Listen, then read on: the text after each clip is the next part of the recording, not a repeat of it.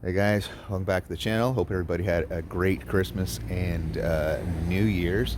But it's time to change the battery in the 2016 Dodge Journey.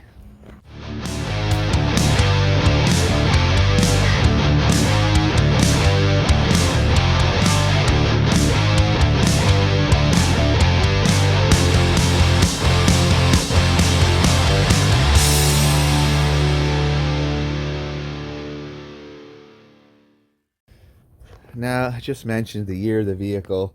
It is 2022 now. So the vehicle has the factory battery in it. So that battery is now 5.5, 6 years old. So now where is said battery? Well, as you can see in this dirty engine compartment, it's not in here, okay? And it's not inside. It's not inside the passenger compartment, nor is it in the back of the hatch. So where is the starter battery on one of these vehicles? Well, Dodge decided a good place to put it was right here ahead of the driver's front tire, right behind this plastic shield, inside, basically inside of the bumper. So we got to get the jack out, get the vehicle off the ground, get this tire off and this plastic shielding out to get to the battery.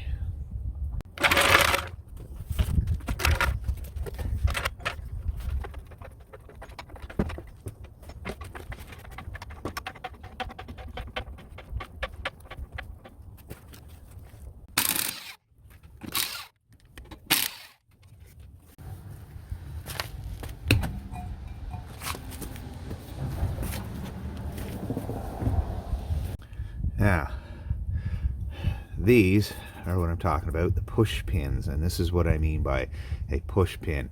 Here's the piece that actually holds the cover in place, and this pin slides down and spreads this apart. So you're gonna have to take all these out. So you got to pull this pin portion out so that you can pull that portion out of the hole. Okay, so there's, I don't know, there's a bunch of them in here. You just have to do what you can to get those out. If you've got a tool like this, that's great. Otherwise, you know, some needle-nose pliers or, you know, a screwdriver, get in there. But you have to get this center portion out in order to pull out the rest of the pin from the hole. Now, I believe there's, like, I counted 9 pins holds this front cover on. And these can be a little bit fiddly to get out even with the tool. Depending on where you live, you know, this road sand, it finds its way in the back here and it binds up that pin and makes it a little difficult to come out. But nonetheless, those pins are out, and then the cover just comes out and there's the battery sitting on a little shelf. And you can see this is all full of road sand here too. I'm gonna have to get out the air gun, blow this area out, and also looks like probably have to remove this this shield as well. So same deal with those push pins. Probably best just to get this shield out of the way.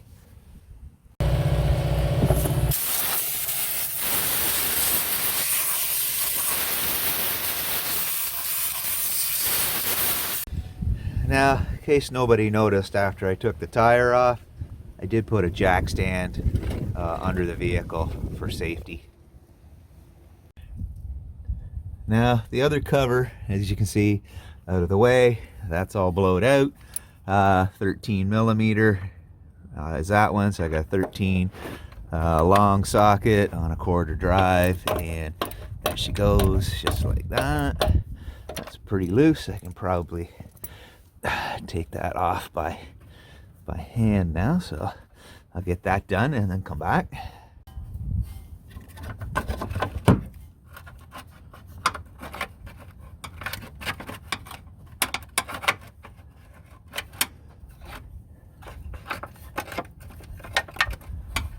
Okay, it should be just a little hook down in there. There it comes. And then the top goes out of the way. Okay. Okay, now we can get in here and get those terminals off.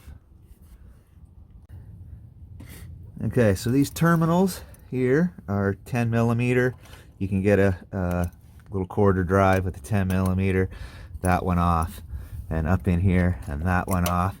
You don't have to completely back them off, just enough to loosen up the terminal like that, and off it comes. So there's the positive. Going to clean that up a little bit. It's got some crusties on it. And the negatives over here, same deal. Okay, those off. Just got to wrestle the battery here out of its little holder here. So I'm gonna have to put you guys down to do that. I need both hands. Basically, it's just got to lift up over this lip and slide out. Now I'm going to take the opportunity to blow all the debris over the battery, okay? So I can put the new battery in. Okay, so there's the old battery out, and it appears that the tops pop off of it. So I'll inspect this battery later when I get them in it. I'll see if the acid levels are up, and neighbor down the road's got a load tester, so I'll load test the battery. It might still partially be good, might be able to use it for something around here that needs 12 volts. But here's the new battery. It's going to go in the same way that the old one came out. Basically has to go up here on the shelf on kind of an angle like that, and then in and set down. So, you know, I can't hold the camera and do it at the same time. So that's basically how that goes in. Okay, so back exactly the same way the other one came out. Negatives on that side, closest to the engine, positive to the outside. Okay, so new battery's in. Now I have to mention this top piece that holds the battery down, it is basically a hinge. Okay, it is possible to rotate it because it does have a little hook on the back that is back there. There is just enough room, but I found it wasn't an issue. I was able to just stuff it up in, bind it up underneath the wire harness here, and it kept it up out of the way while I slid the battery in. So now get busy and secure the terminals back on in the same fashion in which I took them off. They weren't overly tight, so you don't have to crank the bejeebers out of them. Just bring them down nice and snug. Battery's back in, terminals are both mounted. The mounting bracket is back in again. If you've got some dielectric grease, go ahead and put it on those terminals if you have it. I did give them a little scrub with some Scotch-Brite, get a little of that corrosion off, but I did notice that it appears the factory battery doesn't have anything on it, any type of grease on it. It was just a straight connection, so I just went with a straight connection. Now, in it busy, put the skirt back on the same way that it came off, and same thing with the tire, and we'll fire it up. There you are, all back together. Let's see if this worked out. So far so good. Dash is lit up.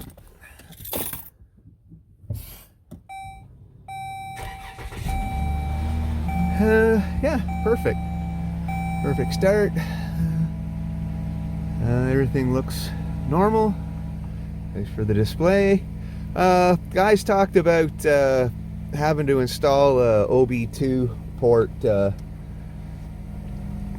power pack in order to maintain computer settings and stuff. Well, yeah, everything is exactly the way it's supposed to be, just as I left it. So anyway, hope this video helps somebody out, and as always guys, to the next one, peace.